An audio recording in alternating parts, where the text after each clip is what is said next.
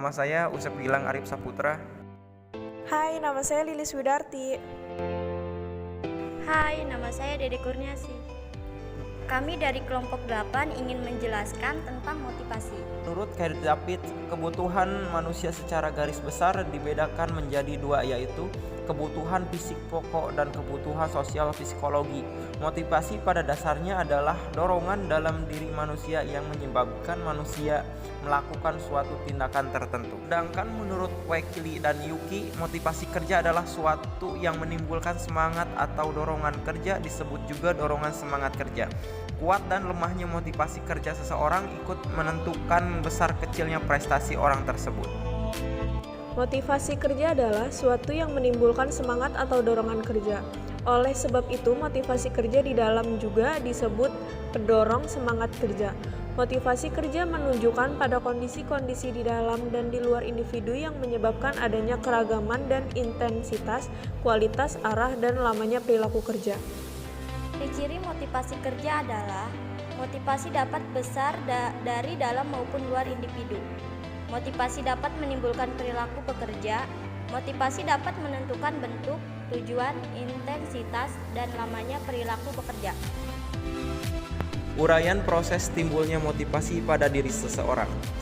Proses timbulnya motivasi seseorang adalah kebutuhan yang belum terpenuhi, mempunyai kemampuan, keterampilan, dan pengalaman, mengapai prestasi, imbalan, dan penggapaian tujuan. Faktor-faktor yang mempengaruhi untuk mencapai tujuan di dalam organisasi ada dua, faktor individu dan faktor organisasi. Faktor individu: minat, sikap terhadap pekerjaan, kompetensi dan kemampuan, keyakinan diri. Faktor organisasi: kondisi pekerjaan, jam kerja, ruang lingkup, suasana lingkungan, gaji dan bonefit yang diterima, sifat pekerjaan, pemberian pengakuan dan penghargaan terhadap prestasi, tingkat tanggung jawab yang diberikan, adanya kemajuan dan perkembangan di dalam pekerjaan. Tipifikasi serta jelaskan variabel-variabel dalam teori harapan. Menurut Victor Hafirom, pada dasarnya orang bertindak dipengaruhi oleh beberapa hal.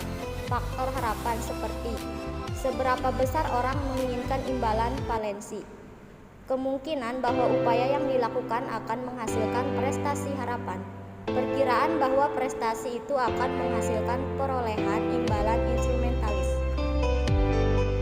Cara-cara yang harus dilakukan untuk memotivasi karyawan melibatkan partisipasi dalam pengambilan keputusan, upah variabel berdasarkan kinerja, tunjangan fleksibel, upah berdasarkan keterampilan, upah yang adil.